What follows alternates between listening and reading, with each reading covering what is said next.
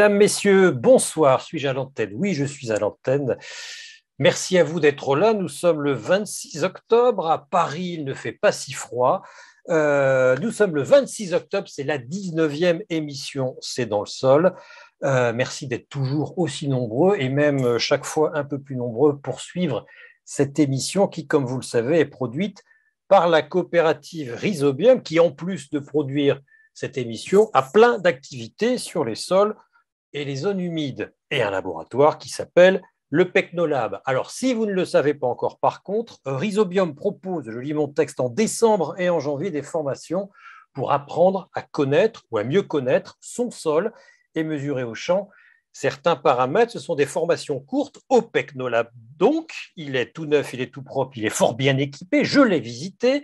Des formations courtes destinées aux agriculteurs, aux maraîchers, aux techniciens et aux forestiers, pourquoi pas, qui veulent observer par eux-mêmes leur propre sol. Parlez-en autour de vous et puis aussi profitez-en, allez sur le site EIWA, sur le site Rhizobium pour proposer aussi des sujets d'émission. C'est dans le sol. Alors, pour en revenir à la formation, la session de novembre est malheureusement complète. Ben oui, ça a du succès, mais il reste quelques places encore pour les mois suivants. Alors, ce sont d'ailleurs des formations, j'ai introduit le mot qui pourrait intéresser les forestiers, car il n'y a pas, mesdames, messieurs, que les sols agricoles dans la vie, que les sols agricoles sur Terre. Jusqu'à présent, pendant 18 émissions, on s'est focalisé sur les sols agricoles, les sols viticoles, et on s'est dit, les sols forestiers, et pourquoi on n'en a pas parlé jusqu'à présent, alors même que les forêts sont d'actualité, les forêts sont devenues un objet scientifique et social important, on voudrait qu'elles soient des puits de carbone et en même temps des fournisseurs d'énergie et en même temps des lieux de promenade et puis elles sont devenues des objets émotionnels. Certains et certaines parmi nous n'aimeraient pas que l'on vienne tronçonner les arbres. Les arbres sont devenus des objets importants qu'il faut entourer de ses bras afin de n'y plus toucher. Voilà comment on fait pour rendre cette forêt multifonctionnelle. On n'arrête pas d'en parler et on oublie une chose, c'est que la forêt, elle est bien fichée dans un sol et que le sol, il est aussi important que la forêt, ne serait-ce qu'en matière de carbone. On a cherché la bonne personne pour nous parler du sol forestier et on l'a trouvé en la personne de Noémie Pousse, qui travaille à l'ONF. Noémie, êtes-vous parmi nous? Je sais que vous êtes dans un endroit où les ondes ne veulent absolument pas passer, mais je suis sûr qu'elles vont faire un effort. Où êtes-vous? Vous êtes là. Bonsoir. Bonsoir, bonsoir à tous. Oui, désolée, je suis dans les Cévennes et les ondes ne veulent pas passer le fond de vallon dans lequel je suis. Donc, je suis désolée, je devrais couper la vidéo, mais je vous fais un petit coup. Pour l'instant, vous êtes toutes figées, toutes pixelisées. Ça va, on dirait que c'est un Minitel. Pour les personnes qui connaissent le Minitel, ça nous remonte à autant de Valéry Giscard d'Estaing. Pour l'instant, c'est bien. Donc, ne coupez pas votre caméra. Noémie Pousse, vous travaillez donc à l'ONF. Je vais vous laisser vous présenter. Vous êtes la bonne personne parce que dès votre thèse, vous vous êtes occupé des sols. Le titre de votre thèse était « Modification au pluriel et restauration de propriétés physiques et chimiques de deux sols forestiers soumis au passage d'un engin d'exploitation ». Ça tombe bien, ces engins d'exploitation sont accusés de tous les maux. Noémie Pousse, alors déjà, à l'ONF, quelle fonction avez-vous? En fait, j'ai perdu mes notes. Voilà, j'ai perdu la note sur laquelle je l'avais écrit, je ne m'en souviens plus. Rétablissez l'équilibre, allez-y. Donc, je suis actuellement chargée de recherche et développement sur tout ce qui concerne les sols, leur gestion durable et le choix des essences en climat changeant. D'accord. Alors, ce qui est intéressant sur le site de l'Office national des forêts, c'est cette phrase l'ONF a toujours privilégié la régénération naturelle et l'adéquation essence-station. Le travail du sol forestier n'était donc pas nécessaire et le besoin en compétences pédologiques ne se faisait pas ressentir. L'ONF avoue donc ne pas s'être intéressé au sol pendant des années. Pourquoi vous, forestiers, enfin pas vous, Noémie, vous ne vous étiez intéressé qu'à la partie aérienne de la forêt et pas à ce qui se passe en dessous? Alors, on intéressé à ce qui se passe en dessous via l'étude des stations. Une station, c'est un sol, une flore, un climat, une Mhm, végétation, un climat. mhm, Et on a toujours cherché à adapter la forêt, donc la végétation, aux conditions du climat et du sol. Donc on cherchait à adapter notre production aux conditions locales et non pas les conditions locales à ce que l'on voulait faire. mhm. Et donc on s'intéressait pas au sol en tant que manipulation du sol, c'est-à-dire travail du sol, tassement, export de matière, etc., puisque on n'intervenait pas sur le sol, on adaptait nos pratiques au sol. Et ça, c'est vrai que ça a un petit peu changé avec donc les évolutions à la fois sociales, la mécanisation, la pression grandissante sur cette ressource renouvelable qui a un grand intérêt aussi d'un point de vue bâtiment, ameublement, énergie. Donc voilà, c'est une ressource multi-usage renouvelable. Et Mhm. cette pression grandissante, effectivement, on a eu tout un tas de pressions qui se sont exercées et qui, du coup, impactent potentiellement les sols. Donc maintenant, effectivement, on s'en préoccupe d'un point de vue plus gestion durable et comment adapter nos pratiques, encore une fois, au sol, mais nos pratiques mécaniques. D'accord. Alors, c'est très amusant, c'est très troublant, chère Noémie. Il y a un décalage d'au moins 20 secondes entre l'image et le son. Moi, ça me va très bien, mais si ça gêne certains qui nous le fassent savoir, en tout cas, le son est excellent. Vous êtes une centaine à nous suivre jusqu'à présent. Donc, le sol, l'ONF s'intéresse au sol. Est-ce que c'est un changement culturel au sein de l'ONF ou c'est aussi basé sur le constat que les sols forestiers sont fort abîmés par l'exploitation forestière? Et est-ce que il y a matière à s'inquiéter?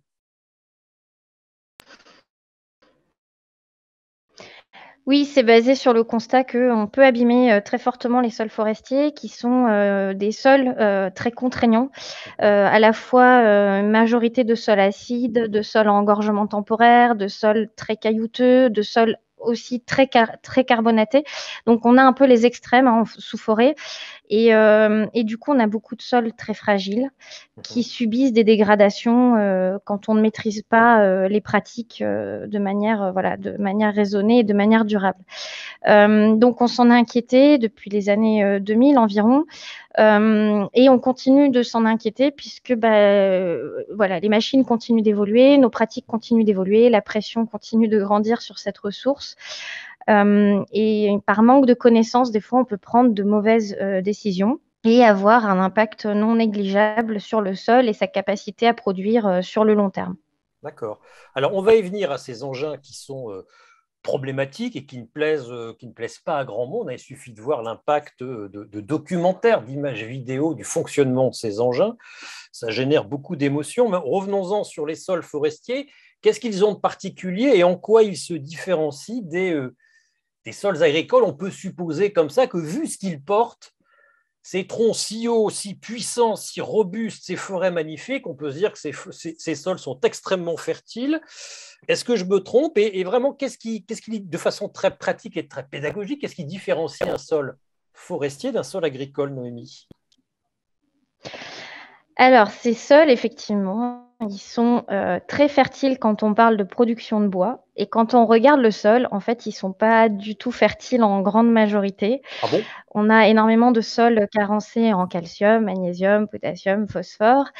Et la fertilité apparente, donc la production de bois, elle s'explique par une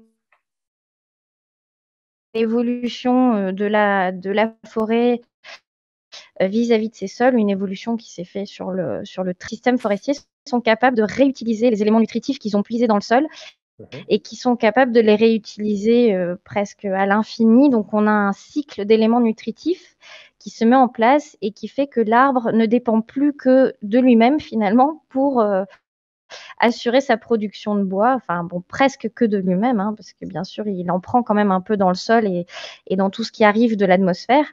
Mhm. Grâce au labour des sols agricoles, il y a énormément de particules qui se retrouvent dans l'atmosphère et qui fertilisent nos forêts, il faut le savoir. Donc, l'arbre est capable de prélever tout ça, de le recycler et donc d'être très frugal en apparence. D'accord. Donc, ça veut dire que Le problème, c'est le que sol quand on forestier, veut pardonnez-moi, exporter du... Ouais. oui, ça veut dire que le sol Mm. forestier, il n'y a plus rien dedans parce que le système fonctionne en circuit fermé, que l'arbre pompe en permanence tout ce qui s'y trouve. Du coup, le sol brut, sans les arbres qu'on vient extraire de la forêt, il n'y a rien dedans. Enfin, il n'y a rien dedans, il y a peu de choses. Il y a peu de choses, mais c'est historique, hein, c'est pas la forêt qui a appauvri, la forêt a poussé sur les sols qui n'étaient pas choisis par les cultivateurs, les agriculteurs, les paysans.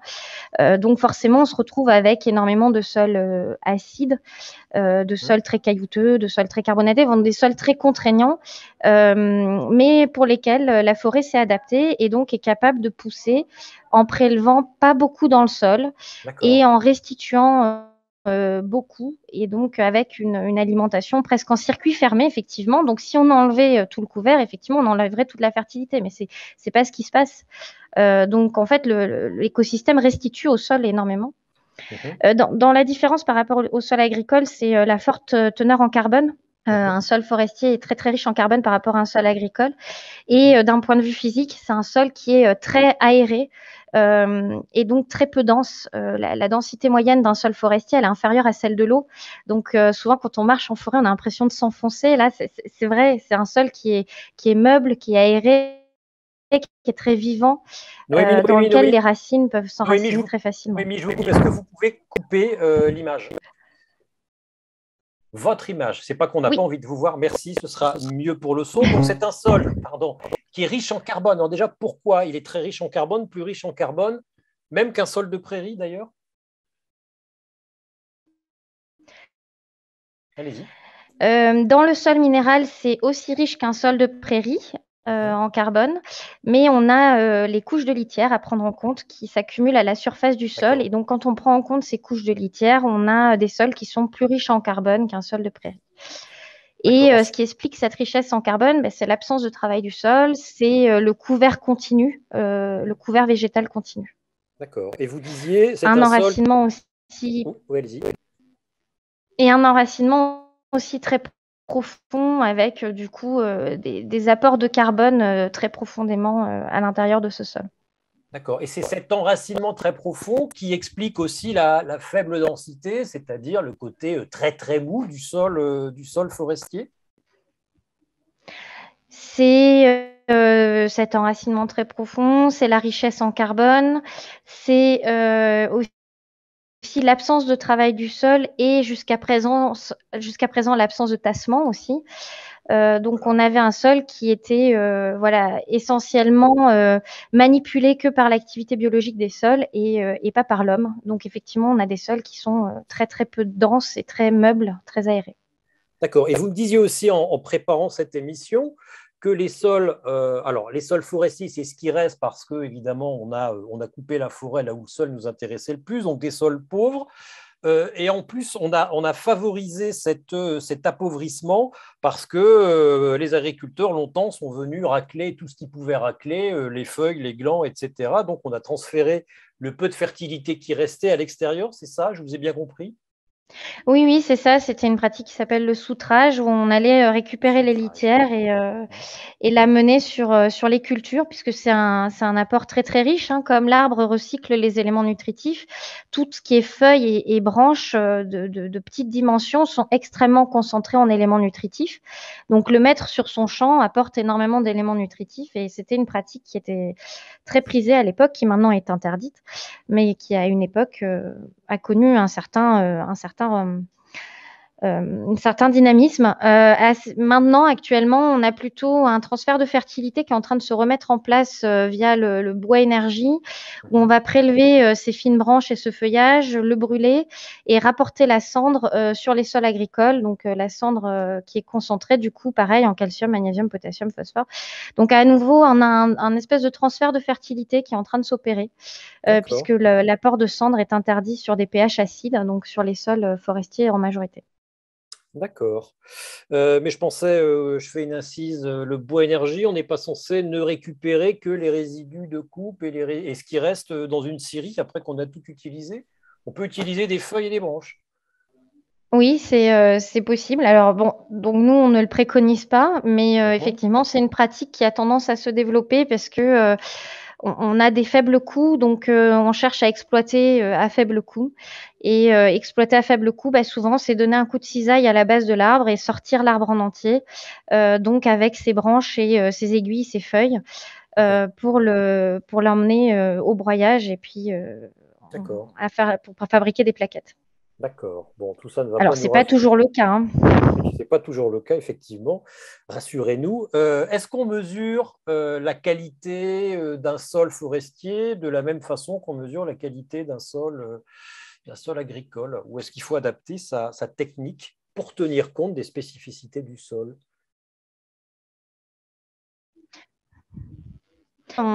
Par exemple, pour le phosphore, requiert une attaque avec un acide beaucoup plus fort, puisqu'en fait, l'arbre est capable d'aller extraire le phosphore qui est lié à la matière organique grâce à ses mycorhizes. Mhm. Et donc, pour imiter cette capacité de l'arbre, il faut avoir une méthode d'analyse avec des acides beaucoup plus forts pour trouver le phosphore vraiment biodisponible, disponible pour la plante.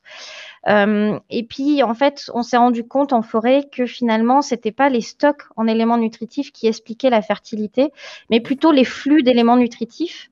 D'accord. Et dans ce cadre-là, on a de la chance. C'est comme on perturbe pas trop les sols, on a ce qu'on appelle la forme d'humus qui nous indique pas mal tout ce qui est flux d'éléments nutritifs. Donc, on a des diagnostics qui sont un peu différents du milieu agricole Mhm. en ce qui concerne cette qualité des sols forestiers d'un point de vue chimique. Après, d'un point de vue physique, on retrouve les mêmes méthodologies qu'en milieu agricole, D'accord. pas trop de Quand vous variations. parlez de forme d'humus, c'est-à-dire que si on observe l'humus tel qu'il est, donc dans sa forme tridimensionnelle, on peut avoir une idée de la qualité du sol sur lequel l'humus se trouve. Exactement, oui, on a une idée. C'est une résultante à la fois du climat et de la richesse chimique du sol, mais ça nous donne un peu quels sont les acteurs biologiques à l'œuvre dans la dégradation des litières et du coup leur efficacité à dégrader ces litières, à les minéraliser pour rendre à nouveau disponibles les éléments nutritifs. Mhm. Et donc, ça nous donne un peu la vitesse de retour de ces éléments nutritifs dans l'écosystème. Donc, on a un indicateur assez fin des flux d'éléments nutritifs. Est-ce qu'ils vont très vite, pas très vite? Est-ce qu'ils sont conservateurs ou plutôt nutrition de luxe avec des pertes dans l'écosystème? Mhm. Donc, on utilise beaucoup cet indicateur pour ce qui est fertilité chimique, justement pour indiquer les flux. D'accord. Pour rester sur la fertilité avant de passer au tassement, qui est votre sujet, si je vous comprends bien, j'ai une belle forêt de plaine, je la coupe, la forêt normale, tiens, chez moi dans le nord. Voilà, il y a plein de gros arbres. Alors moi, je pensais que le sol, du coup, était fertile, mais en fait, j'avais rien compris. Finalement, il ne l'est pas. Du coup, je coupe cette forêt, je veux mettre en culture, je fais comme on faisait il y a quelques milliers d'années. Finalement, c'est complètement con, c'est pas possible. Le sol n'est pas suffisamment fertile pour derrière accueillir une culture. Ah Il n'y a plus si, rien. il est très fertile à partir du moment où on n'a pas touché à la forme d'humus et aux D'accord. Il ne faut feuilles pas et toucher à aux l'humus, il ne aiguilles. faut pas décaper.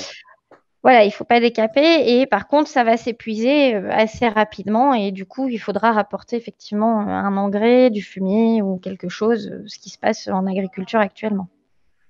D'accord, là j'ai compris. Donc, on peut couper, on peut faire, j'en arrive au mot qui fâche, une coupe à blanc dès lors qu'on laisse tout sur place. Enfin, on retire les troncs, ce qui nous intéresse, mais on laisse le reste. On laisse la litière, Mm.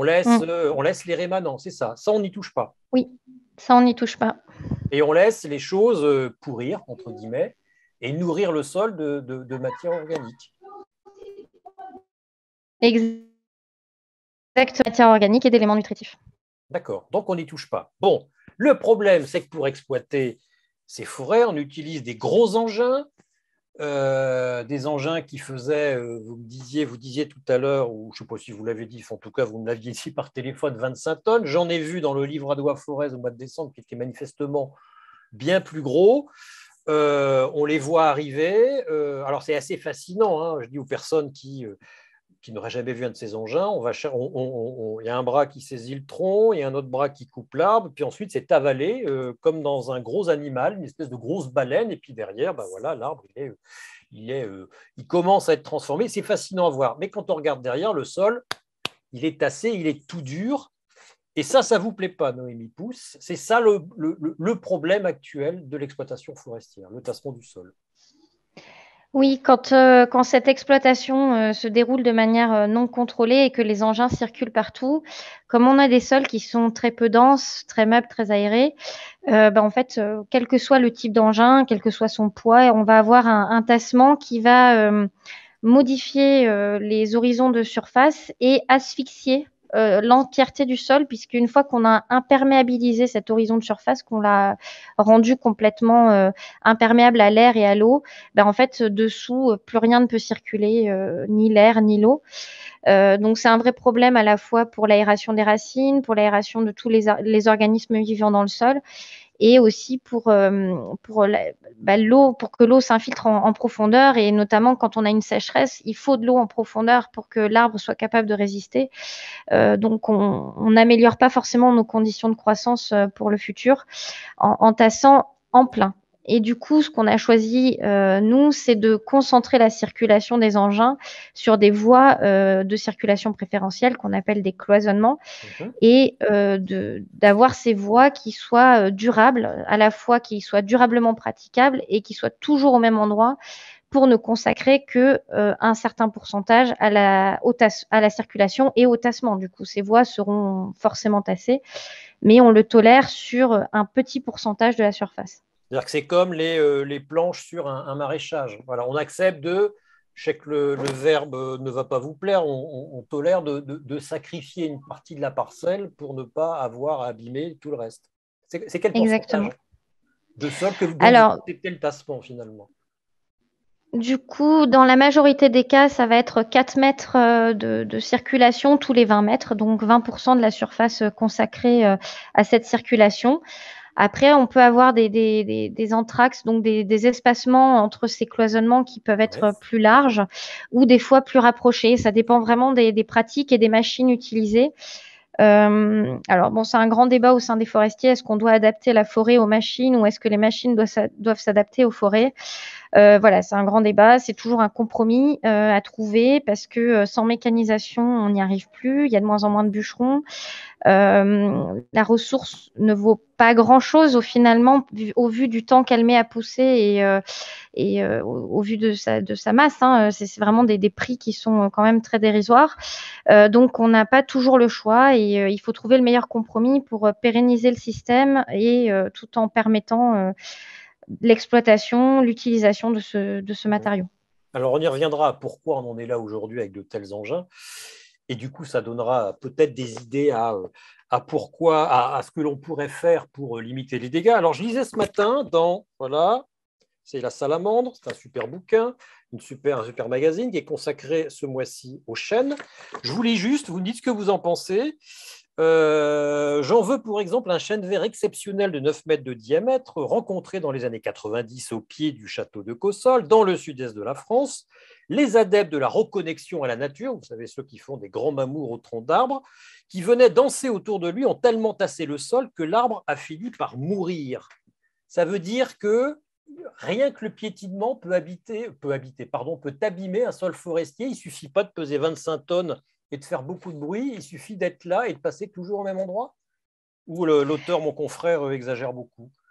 Non, non, il exagère pas du tout. Ça a été documenté dans les années 98 en forêt de Soignes, c'est la forêt périurbaine de Bruxelles, Ouais, où les peuplements de hêtres adultes ont dépéri à cause du passage répété d'êtres humains. Donc d'accord. nous, hein, nous-mêmes posons une contrainte sur ces sols forestiers qui ne le supportent pas. Déjà, on le voit, hein, le sol étant à une densité inférieure à l'eau, donc déjà sur l'eau, on ne marche pas sans s'enfoncer. Donc sur un sol forestier, c'est la même chose. D'accord. Donc, il suffit de passer sur le sol, mais dites-moi, c'est extrêmement fragile, mais en même temps, la forêt est là depuis la nuit des temps, l'homme l'exploite, l'utilise d'une façon ou d'une autre depuis la nuit des temps, ça fait quand même beaucoup de piétinement. Les sols forestiers auraient dû disparaître, non? Alors, il y en a qui ont disparu, hein. On parle, peut-être vous connaissez les reboisements, enfin la restauration des terrains de montagne, où il a fallu Ouais. reboiser Mhm. un certain nombre de zones pour éviter que les sols ne dégringolent dans l'estuaire de la Gironde ou autres estuaires variés. Mhm. Euh, effectivement, on utilise la forêt depuis longtemps, mais pas avec cette fréquence, pas avec cette intensité.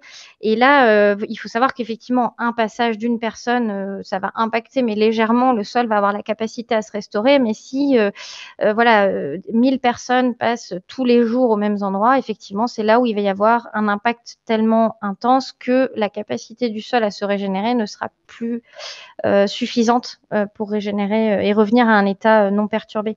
On a quand même, voilà, il faut savoir que par exemple, un sol forestier, pour certaines formes d'humus, un sol forestier, c'est capable d'absorber 12 tonnes de feuilles par hectare et par an. C'est énorme. C'est capable de se régénérer quand on marche assez rapidement, puisqu'il y a énormément d'activités biologiques dans ces sols-là qui sont capables de merveilles. Mais voilà, tout dépend de l'intensité. C'est comme la toxicité. Il y a toujours un seuil au-delà duquel il ne faut pas aller. Sinon, voilà, l'écosystème ou le ventre ne peut pas tolérer D'accord. Donc, le promeneur du dimanche peut s'avérer toxique. J'exagère, je vous taquine. Est-ce que ça oblige l'ONF à prendre des mesures sur les forêts domaniales? Est-ce que, du coup, vous guidez les touristes d'une façon ou d'une autre afin de limiter le piétinement, justement? Bien sûr, la circulation n'est autorisée que sur les chemins, circulation de tout le monde, Ouais. à pied, en vélo. Donc effectivement, il nous arrive voilà, d'expliquer quand on a des circulations hors cheminement créées, parce que ça peut impacter énormément. Alors là, on parle du sol, mais ça peut impacter énormément aussi la biodiversité. Il y a tout un tas d'oiseaux qui nichent à le sol. Enfin voilà, il y a tout un tas de bestioles qui ne doivent pas être perturbées. Donc effectivement, les cheminements sont faits pour être respectés en forêt. Alors, on en revient au tassement. Pourquoi on utilise autant de grosses machines? Alors déjà, une petite incise. Est-ce qu'on a raison de les montrer, ces grosses machines, comme l'a fait mon confrère Hugo Clément sur France 5? Est-ce que c'est significatif, l'usage de ces grosses machines qui abîment tout, ou ça n'est pas tant que ça, ou c'est minoritaire, ou c'est des pratiques quand même très marginales, ou alors est-ce que vraiment, il a eu raison, Hugo Clément, entre autres, hein, c'est comme ça qu'est en train de devenir l'exploitation forestière, et on a des raisons de s'opposer. C'est en train vraiment de se développer. Ouais. Alors, on a raison de s'opposer à ça. C'est pas facile, parce que quand on a comparé l'évolution d'une même machine, l'évolution du poids d'une même machine depuis les années 90, Mhm. elle a quasiment doublé de poids pour une même quantité de bois transporté. Donc, en fait, cette évolution de poids, elle ne permet pas de sortir plus de bois. C'est vraiment une évolution de poids qui va avoir un impact sur le sol sans forcément avoir un sens autre que effectivement des fois la sécurité du bûcheron ou de l'exploitant. Donc ça, c'est un argument qui est très important à prendre en compte, hein, la sécurité du bûcheron, de l'exploitant, parce que c'est des métiers très dangereux. Dangereux. La mécanisation se développe aussi, enfin beaucoup pour cette raison-là, hein. Une abatteuse mécanisée qui remplace un bûcheron manuel, ça réduit énormément la mortalité de ces salariés-là. Donc, c'est très important à prendre en compte. Donc, voilà, la mécanisation, elle va se poursuivre. Ce qu'on essaie d'éviter, c'est la circulation en plein et l'augmentation du poids des machines, mais c'est pas toujours facile parce on a l'impression d'un gain d'efficacité qui n'est pas toujours là. Donc, c'est vrai qu'en recherche et développement, c'est notre rôle de mesurer tout ça, les gains de temps, les gains Mhm. d'efficacité et de prouver que ce gain, il n'est pas forcément si significatif que ça au vu des impacts ou même sans parler d'impact. Donc voilà, là, c'est un travail étroit avec la recherche pour comprendre ce qui se passe, essayer de suivre cette évolution et essayer de faire en sorte que l'écosystème garde un peu sa production à long terme, malgré toutes ces évolutions qui, pour certaines, sont vraiment nécessaires au vu de la dangerosité des métiers en forêt. Absolument. Moi aussi, c'est une chose que j'ai découverte.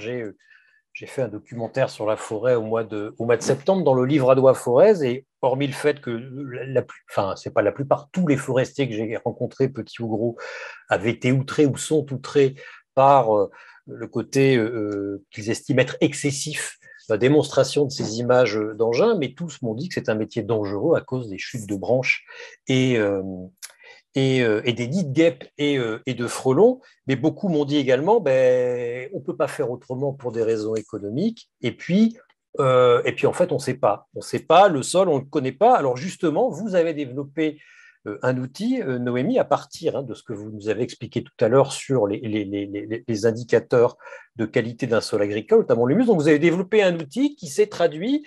Alors vous allez nous les montrer par deux petites cartes fort intéressantes et une appli sur smartphone, qui est une aide à la décision pour le forestier, c'est ça? Oui, c'est exactement ça.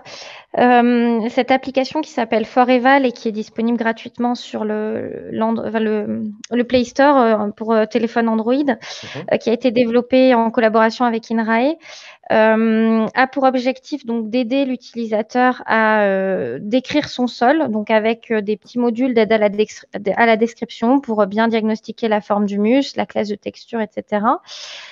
Qui donc guide l'utilisateur dans sa saisie, dans sa description, et à la fin fait le calcul de sensibilité, le calcul de qualité, dont vous voyez le résultat à l'écran pour la France. Donc ces résultats là ont été faits à partir des données de l'inventaire forestier national. Donc on a environ 1 point par kilomètre carré là, avec les données de 2005 à 2015, et ça nous donne un réseau à peu près systématique qui est représentatif des forêts françaises, forêts privées et publiques, avec, on voit à gauche la sensibilité à un export de menu bois, donc une sorte de sensibilité chimique d'un point de vue des éléments nutritifs, calcium, magnésium, phosphore, azote. Et à droite, la sensibilité des cloisonnements forestiers à une remise en question de leur praticabilité si on circule dans des mauvaises conditions. Donc, ce que vous voyez, c'est en vert des cloisonnements qui sont praticables quasiment toute l'année avec peu de précautions, et en rouge et en noir des cloisonnements où il faut absolument regarder l'humidité au moment où on passe avec l'engin, sous peine que le cloisonnement devienne impraticable et que du coup l'engin circule à côté du cloisonnement et qu'on augmente progressivement la surface impactée par le tassement. Alors, il semblerait que les sols les moins sensibles soient à l'est de la France, c'est ça? Et où je me trompe, là à droite et également sur les Landes. Alors, pour la partie fertilité chimique, on retrouve tous les sols issus de roches carbonatées, effectivement, en vert. Donc, les plateaux calcaires du nord-est, plus le pourtour méditerranéen, et puis un peu de roches carbonatées dans le sud-ouest.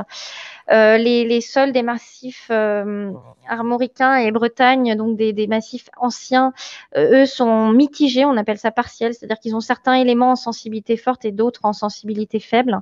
Et ensuite, on a les sols sableux et limoneux acides, donc les Landes, bassin parisien et les Vosges en sensibilité forte. Pour la sensibilité au tassement, là, on a une carte qui est quand même plus rouge. Alors, on retrouve les sols très caillouteux qui sont souvent les sols issus de roches carbonatées, donc plateau calcaire du nord-est, Jura, pourtour méditerranéen, et les Landes avec beaucoup de sable qui sont peu sensibles. En fait, c'est-à-dire que le cloisonnement va drainer très vite l'eau qui arrive par la pluviométrie et donc être praticable longtemps dans l'année. Alors que tous les sols en rouge, là, c'est des sols qui ont quelques difficultés à drainer de par leur texture limoneuse, argileuse ou équilibrée. Donc voilà, là on retrouve un peu la géologie derrière tout ça, et puis les types de sols qu'on peut avoir à l'échelle de la France. Ouais. Donc, cette application, il y a 5 paramètres à rentrer par le forestier. Localiser la région forestière, la forme de l'humus à partir de photos, la texture, c'est-à-dire la finesse granulométrique, je cite, l'effervescence à l'acide. Donc, il faut supposer que le forestier, il a sa petite fiole d'acide à côté de lui, c'est ça? Oui. Et ensuite, et s'il l'a pas, Pardon, excusez-moi. S'il l'a pas, gare à lui. Oui, ça j'ai bien compris, vous allez lui tomber dessus. Et la profondeur du sol, pareil, il lui faut une tarière ou il suffit d'enfoncer le bras? Bon, moi je préfère la bêche, mais enfoncer le bras, ça peut fonctionner. Oui, c'est une technique bizarre. Alors il y a beaucoup de cailloux quand même en forêt, donc un fer à béton, une bêche, voilà, on peut avoir du matériel plan B, mais D'accord. je Non, je vous dis ça parce que j'ai photographié un maraîcher, le Fa, il s'appelle Franck Valos. Il est dans le Haut-Languedoc. Il m'a prouvé qu'il pouvait enfoncer l'avant-bras dans sa forêt de hêtres sans pousser. Et moi, j'y suis pas arrivé, il y est arrivé. Voilà, c'est tout. Je ferme la petite parenthèse. Alors, cet outil marche dans les deux sens, je suppose. C'est-à-dire que ça vous fait une formidable base de données dès lors qu'un nombre suffisamment important de forestiers le remplissent et l'utilisent. Les données vous sont envoyées, c'est ça? Vous sont transmises? Alors, pas à moi directement, puisque je Oui. travaille pour l'Office national des forêts, mais elles sont envoyées à l'INRAE, qui est l'Institut national de la recherche pour l'agronomie et l'environnement, Mhm. dans une base de données qui est gérée par le groupement d'intérêt scientifique sur les sols, le GIS-SOL, qui est Mhm. la base de données DONE-SOL. Je donne beaucoup d'acronymes là aujourd'hui, mais donc c'est une base de données qui est utilisée par les chercheurs pour établir les cartes de sol, dont l'exemple le plus récent se trouve dans le géoportail. Mhm. L'outil Foreval propose de faire de la science participative, d'envoyer nos relevés qui seront anonymisés et qui serviront juste à améliorer nos cartes de D'accord, sol pour avoir des meilleures cartes telles qu'on vous l'a montré là, mais les améliorer d'accord. au fur et à mesure. D'accord, donc Foreval, c'est FOR-Eval, EVAL. Ce n'est pas disponible sur l'Apple Store, c'est disponible sur le Google. Alors, je suis sur Apple, je ne peux pas vous dire ce que c'est. C'est sur Google, hein, c'est ça? Oui, c'est le Play Store, je crois que ça s'appelle. Voilà. Mais est-ce que ça, question très pratique, hein, il n'y a pas beaucoup de 3G ou de 4G en forêt, comment on fait pour l'utiliser? On peut l'utiliser hors ligne? On peut l'utiliser hors ligne, il faut juste la télécharger effectivement quand on a du réseau parce qu'il y a pas mal de photos pour guider D'accord, l'utilisateur dans la reconnaissance des textures et des formes du muscle. d'accord. Après, on peut l'utiliser hors ligne. L'intérêt, c'est quand même d'utiliser les coordonnées GPS pour enregistrer son point, mais Mhm. ce n'est pas obligatoire. Et après, on s'envoie les données une fois qu'on est revenu au bureau, à la maison, D'accord, et qu'on a une connexion qui fonctionne. très bien. Le tassement, une fois qu'il est là, non, une fois qu'il est là, pardon, voilà, je recevais un message, une question du public. Le tassement, comment on peut faire pour l'éviter? Les engins sont là de toute façon, on l'a dit, ils évitent euh, une accidentogénicité du métier de bûcheron qui est importante. Les conditions économiques font que c'est une course au rendement comme dans l'agriculture. Bon, ils sont là. Est-ce que on peut dire à des utilisateurs d'engins, ben non, pas aujourd'hui, parce que la météo elle est pas bonne, pas sous ce climat-là. Enfin, est-ce que ces engins de toute façon vont tout foutre en l'air, ou est-ce qu'il y a des périodes ou des façons de les utiliser qui peuvent en réduire les risques? Noémie, Noémie, il faut brancher votre micro. Oui, j'arrivais pas à remettre le micro, désolée. Oui, il faut absolument regarder la météo et idéalement l'humidité du sol avant D'accord, d'autoriser la circulation des engins d'accord. sur les cloisonnements. Alors, on a un guide qui a été édité en Mhm, 2009 qui s'appelle ProSol qui donne toute une grille pour dire, ben voilà, là, le sol peut tolérer le passage de l'engin ou ne peut pas le tolérer. Cette grille a été reprise dans Foreval, bien sûr. En 2017, un nouveau guide a été fait entre l'Office national des forêts et la Fédération des entrepreneurs forestiers, mhm, puisqu'on s'est rendu compte que c'était très difficile de contrôler le moment où l'engin venait abattre les arbres et circuler en forêt. mhm. Et du coup, on a mis des seuils pour arrêter les chantiers, puisque quand il y a un échec de la prévention, il faut quand même arrêter avant que ça ne se dégrade trop. Donc là, ces seuils, c'est des seuils d'ornière. L'ornière, hein, c'est le creusement du sol quand on Ouais. passe avec l'engin, quand le sol est trop humide. Mhm, Donc quand le sol est humide, ben, l'engin s'enfonce, il creuse le sol et ça fait de la boue.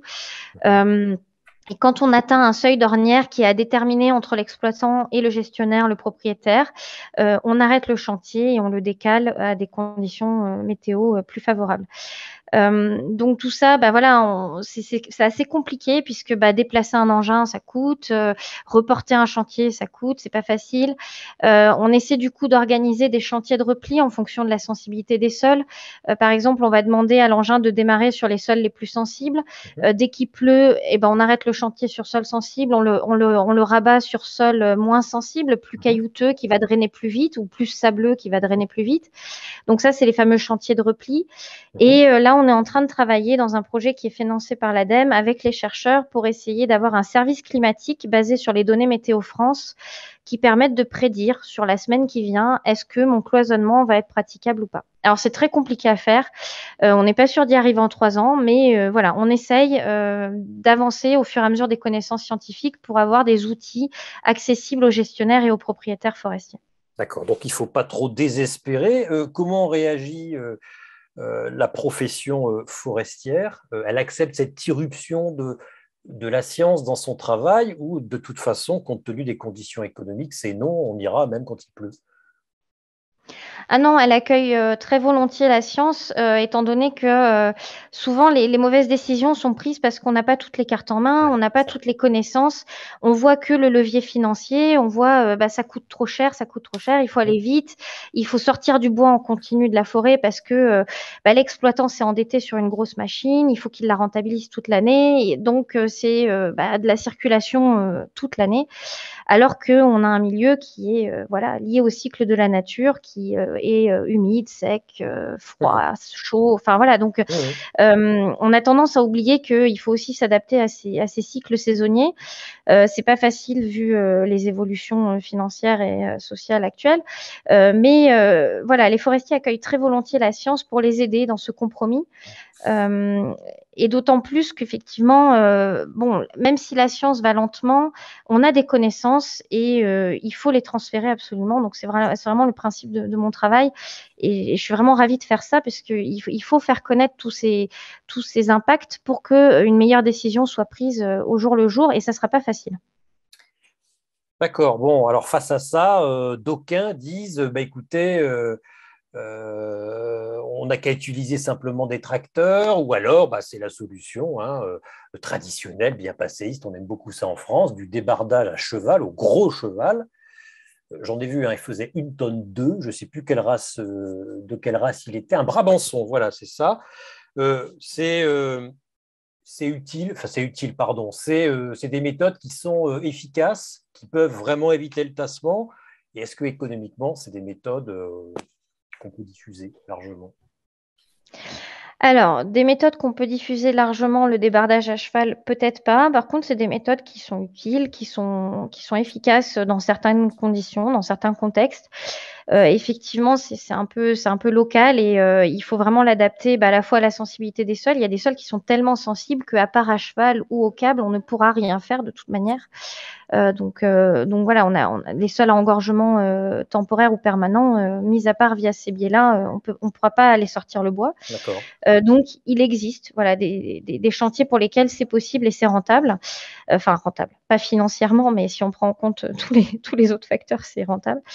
Moi, je crois plus au débusquage au câble et au débardage par câble. Alors, ça peut être du câblement grande longueur ou du débardage par câblement avec moyenne longueur, hein, qui est peut-être plus rentable en France. Donc le câble mât, c'est un Euh, câble, pardonnez-moi, ça se fait beaucoup en oui, Autriche, dans les forêts de montagne. Hein, le tronc, le grume, je ne sais pas comment on l'appelle, il est retenu par un câble avec un crochet et puis bah, en fait, il fait du télésiège, quoi. Enfin, il est descendu ensuite le long de la pente, c'est ça, par un autre câble. exactement. Soit il est remonté le long de la pente, soit il est descendu le D'accord. long de la pente avec un câble. Et effectivement, l'arbre est quasiment suspendu à ce câble. Il y a juste des fois un bout de tronc qui traîne par terre. Donc ça fait juste une traîne. Et ça permet effectivement d'aller chercher ces arbres par tout temps. C'est-à-dire même quand le sol est humide, l'impact est vraiment très très faible. Donc on peut aller chercher les bois et ne pas arrêter le chantier. Donc voilà, si on prend en compte les coûts de l'arrêt de chantier, les coûts Mhm. d'une rupture d'approvisionnement, les coûts de l'impact du tassement sur la régénération de la forêt, sur la croissance de la forêt, ces méthodes de débardage sont rentables. Le problème, c'est que ces coûts-là ne sont pas intégrés. Hein. On n'a que le coût financier qui est souvent intégré. Donc voilà, donc ça, c'est des pratiques à changer, à faire évoluer. On essaye petit à petit via de la communication, via des cahiers des charges qui évoluent, qui prennent en compte la qualité des exploitations aussi et pas seulement leurs coûts financiers. Mais c'est vrai que c'est des méthodes qui, pour moi, sont très prometteuses puisque effectivement, elles permettent ce fameux flux tendu, sortir des bois toute l'année de la forêt en ayant très très peu d'impact. En tout cas, D'accord. nous, sur nos dispositifs expérimentaux, quand on compare le témoin qui a été débardé par câble Mhm. par rapport à la zone où on est passé avec un porteur, on a fait un aller-retour avec un porteur de 25 tonnes, clairement, avec la différence de productivité qu'on a 15 ans après, ça paye le coût du câblement. Il n'y a pas de souci, D'accord. c'est rentabilisé. Mais le problème, c'est qu'on a rarement ce témoin-là. Mhm. On a rarement la parcelle où on a fait par câblement et on n'a pas tassé et on ne peut pas comparer ça, cette perte de valeur à long terme en fait, cette perte Mhm. de productivité à long terme qu'on va avoir. D'accord. Alors venons-en à la résorption de ce problème. Est-ce qu'un sol qui a été une fois tassé, si je lui mets un coup de labour, un coup de charrue, je vais pouvoir voilà, le décompacter comme on fait en agriculture. Est-ce qu'il y a des techniques pour limiter l'effet du tassement du sol, voire pour l'annuler et remettre un sol à peu près normal? Oui, il y a des techniques. Le problème, c'est en forêt, on ne sait pas trop faire. On n'a pas cette technicité qu'ont les agriculteurs à travailler le sol. Et donc, quand on a étudié expérimentalement l'impact du travail du sol sur la structure du sol, donc l'objectif du travail du sol, normalement, c'est d'aérer cette structure et puis de décompacter. On se rend compte que en forêt, bah, souvent, on travaille dans les mauvaises conditions d'humidité à nouveau. Et du coup, on a tendance à lisser et compacter encore plus le sol par rapport à un état initial. Donc Mhm. finalement, il y aurait des techniques mécaniques, mais pour l'instant, on les utilise pas très très bien. On regarde rarement le sol avant de faire venir l'engin pour travailler le sol. Mhm. Donc ça, c'est vraiment une erreur qu'on commet Mhm. tous. Donc ouais, c'est vraiment nouveau pour nous, donc il faut qu'on s'y mette. Je suis dans les Cévennes pour former des référents sol pour qu'ils ils démultiplient ce que je vais leur apporter au niveau de ces indicateurs. Donc c'est en cours, hein, ça se fait, mais ça va être un peu long et c'est vrai que en attendant, le travail du sol, voilà, c'est pas la solution miracle pour l'instant. D'accord. On a des solutions végétales qui ont été testées, alors plutôt par les Suisses. On a commencé à les tester nous en France. Les pionniers, l'aulne, le saule sont capables de s'enraciner sur des sols tassés et de Mhm. restaurer bah, cette porosité, ameublir le sol sur 70 centimètres en 6-7 ans. Donc c'est quelque chose qui va très vite. Ah bah voilà, donc il Euh, faut les planter, c'est ça, après la coupe, en oui, plus des oui, essences commerciales? exactement. Alors, si on a tassé en plein, on peut les planter après la coupe en mélange avec d'autres essences. Si on a dégradé les cloisonnements, le problème, c'est qu'une essence pionnière, elle a besoin de beaucoup de lumière et le cloisonnement, c'est un endroit où il n'y a pas beaucoup de lumière. Donc là, il faut qu'on teste d'autres techniques. Mais oui, on a tout un panel de techniques de génie biologique. Enfin, moi, je crois beaucoup dans le génie biologique puisqu'il fait ça Mhm. bien mieux que nous quand on essaye avec nos machines. Mais dites-moi, Euh, Noémie, il n'y a pas de vers de terre dans le sol forestier qui pourrait voilà, remettre un peu d'ameublement dans le sol? Alors, les vers de terre, une fois qu'on a tassé, ils sont plus dans le Ah sol bah voilà. forestier. Voilà. Et alors, les Belges ont essayé de les réintroduire sur les cloisonnements, mais en fait, les vers de terre, ils se sont fait la malle, ils sont partis à côté dans la parcelle. Ils n'ont pas voulu rester dans le cloisonnement. Ils sont pas très sympas. Nous, on a essayé d'en introduire dans des petits pots là sur notre dispositif tassé. Et bon, ceux-là, ils sont pas morts, mais ils ont pas assez bossé, donc on n'est pas très content. Voilà, donc ouais. Et puis on a beaucoup de sols acides. Alors les sols acides, les vers de terre anéciques, ils aiment pas trop. À part la bête des Vosges, je vois pas trop. La quoi? La bête des Vosges? C'est quoi ça? Ah, c'est un ver de terre gigantesque qui se Ah bon? trouve dans les Vosges du Sud, vers Darney, Bandarol et tout ça, qui fait des turicules, 20 centimètres de haut. Enfin, c'est un monstre. Mais Et c'est lui, il bien supporte ça, les des sols gros acides. turicules, non? C'est très bien. Mais c'est le seul qui supporte les sols acides. Donc Faut pas marcher dedans, quoi, dans les turicules voilà. principaux. D'accord. D'accord. Vous avez dit c'est le monstre des Vosges, non, c'est pas ça. La bête des Vosges. La bête des Vosges. Il y avait la bête du Gévaudan, il y a donc maintenant la bête des Vosges. Quelqu'un vous propose, Jean Gauvin, et les amendements calcomagnésium. Est-ce que c'est utile? Oui, alors nous, on pratique effectivement les amendements calcomagnésiens sur des sols très acides où il y a des problèmes de dépérissement pour cause de fertilité chimique ou éventuellement des problèmes d'acidification des cours d'eau. Donc ça s'est pratiqué dans les Vosges et dans les Ardennes, hein, par exemple. Alors là, c'est des amendements à dose homéopathique hein, par rapport au milieu agricole, c'est-à-dire c'est 1 à 2 tonnes par hectare de calcaire broyé. Ça permet de rebooster l'écosystème, de rebooster l'activité biologique du sol et donc de permettre d'améliorer, voilà, enfin d'améliorer, de regarnir le garde-manger du sol en calcium, magnésium, d'enlever quelques protons et donc de limiter cette acidification qui peut avoir un impact assez fort sur les cours d'eau. Hein. Il y avait eu des problèmes de saturnisme dans les Vosges parce que l'acidité de l'eau attaquait la tuyauterie en plomb et rendait ce plomb disponible. Mhm. Donc voilà, il y a eu vraiment des exemples d'amendements calcomagnésiens pour ces problèmes sanitaires, etc. Après, il y a eu des expérimentations plus pour augmenter la productivité des peuplements et ils ont prouvé que c'était rentable hein, d'amender, par exemple, des peuplements de Douglas. Ça augmentait vraiment la production. Donc, il y aurait des possibilités. Après, la certification exige, dans le cas d'un amendement, qu'on documente et qu'on raisonne cet amendement. Donc voilà, il y a l'INRAE qui a produit un logiciel pour faire tout ça, mais c'est encore pas très répandu dans le milieu forestier. D'accord. Bon, la certification, ça a du bon quand même, donc.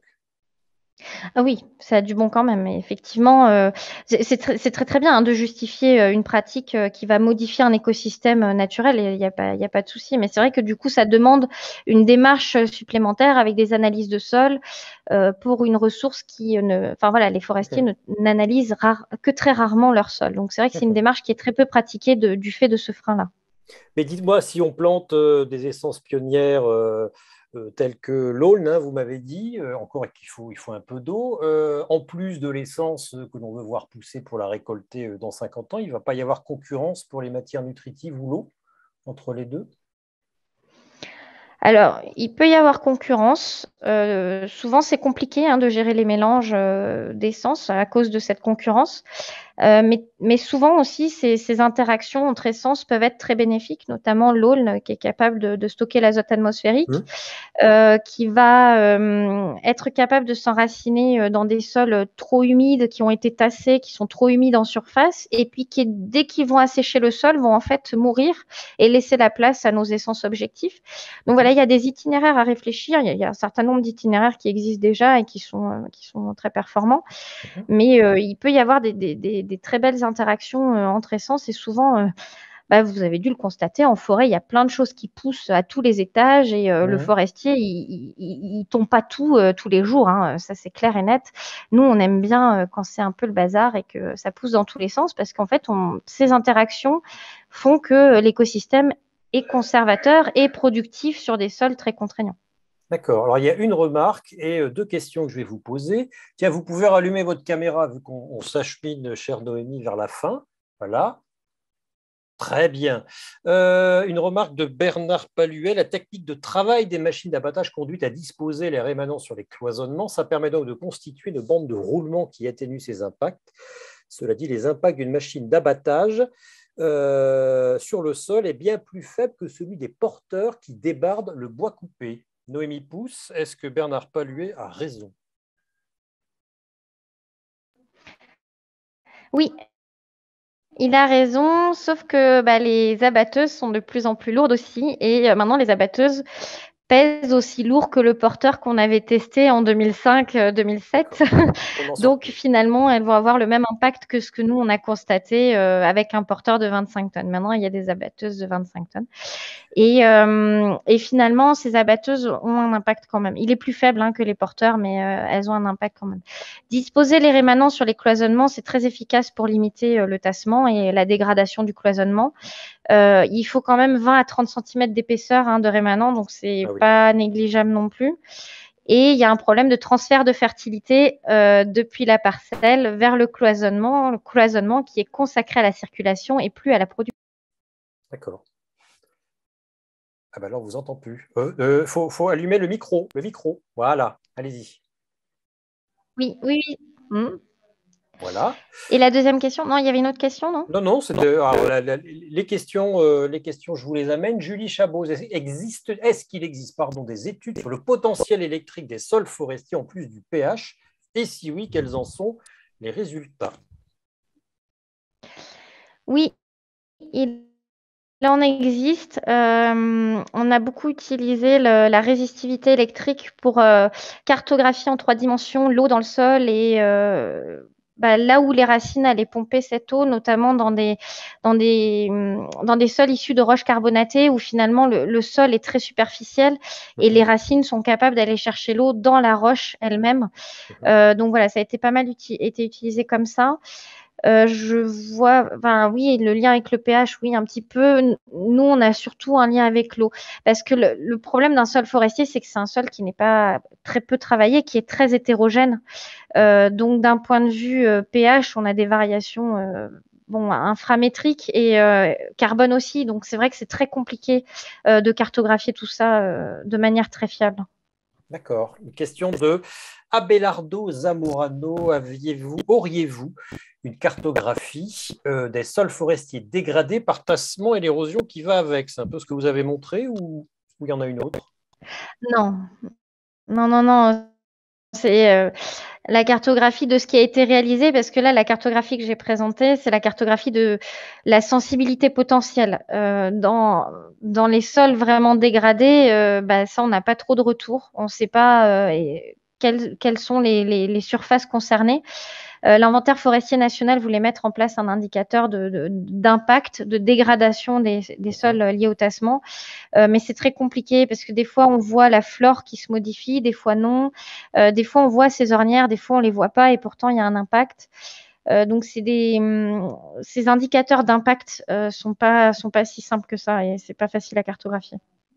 D'accord, à vous écouter pour terminer, Noémie Pousse, l'exploitation de la forêt que l'on veut augmenter, hein, notamment avec l'augmentation de l'usage du bois énergie pour alimenter les chauffages collectifs au bois que l'État, via la loi de rénovation énergétique 2020, veut développer.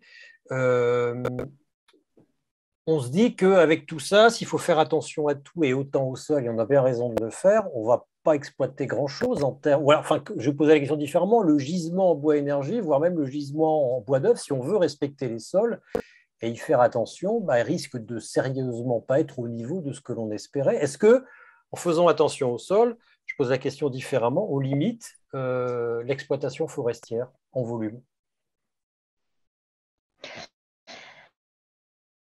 On la limite pas forcément en volume, puisque quand on récolte l'arbre entier, il faut savoir que ce qui participe à la fertilité, donc les branches, le feuillage, etc., représente une très faible proportion du volume.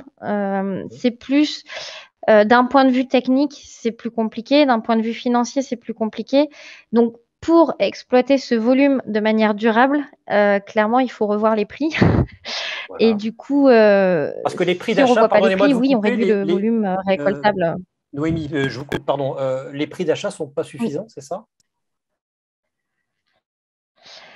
Non, bois énergie à 6 € la tonne, non, c'est pas suffisant pour avoir une récolte durable derrière. D'accord. Dernière question. Allez, Jean-Claude Brunebarbe, je vous la lis. Combien de temps faudrait-il pour restaurer un sol hydromorphe, limono-sable complètement bouleversé par le passage d'une abatteuse et d'un débardeur très lourd et sur un chantier qui s'est déroulé en décembre-janvier? Aujourd'hui, alors attendez, il y a une faute de frappe, je la corrige. 2 ans après, il n'y pousse plus qu'une jonchée à la place de l'aulnay original. Voilà. Combien de temps pour restaurer un sol hydromorphe? On le sait?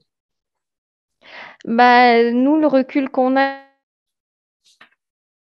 qui est d'une quinzaine d'années, Ah oui, quand même. il faut plus que 15 ans pour restaurer un sol hydromorphe qui a été dégradé par tassement. Je suis vraiment navrée, mais ça sera très, très, très long.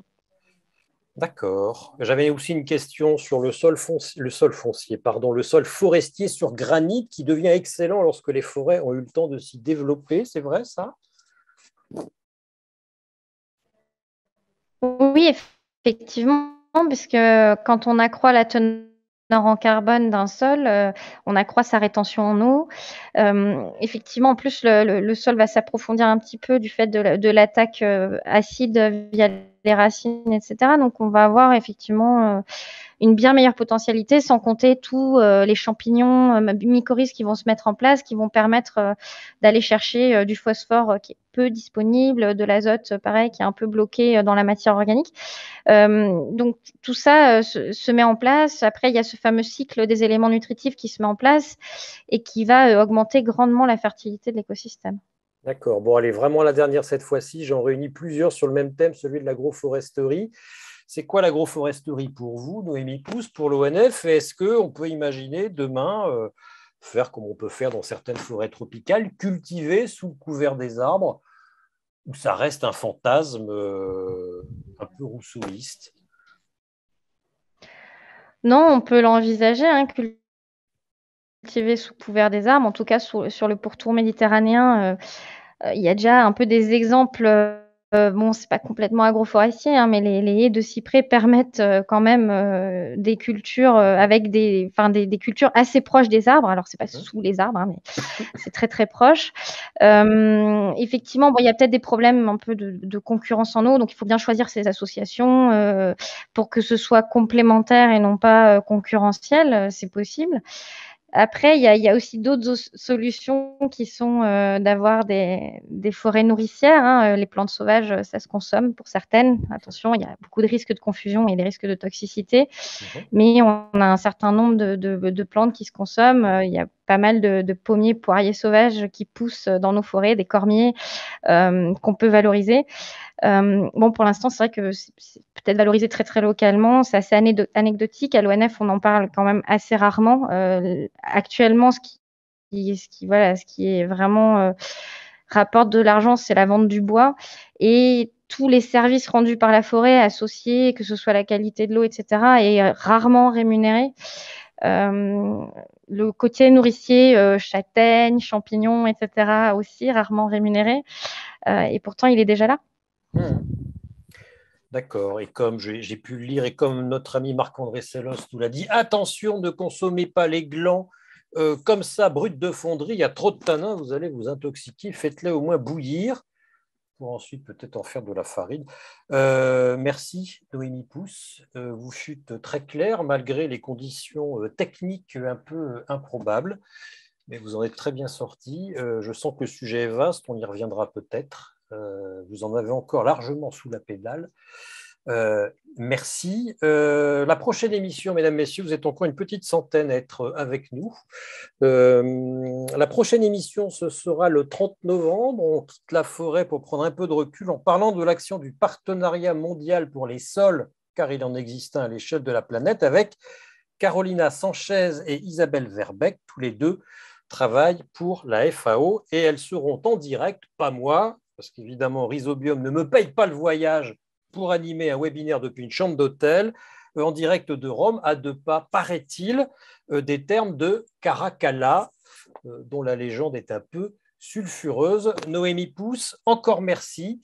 Mesdames, messieurs, vous pouvez reprendre une activité normale. Quant à moi, selon la tradition, qu'est-ce que je vais manger? A priori, c'est une soupe de champignons, pas forestier, de champignons de Paris. Ben oui, c'est une espèce de tradition débile. Noémie, vous allez manger quoi, Noémie?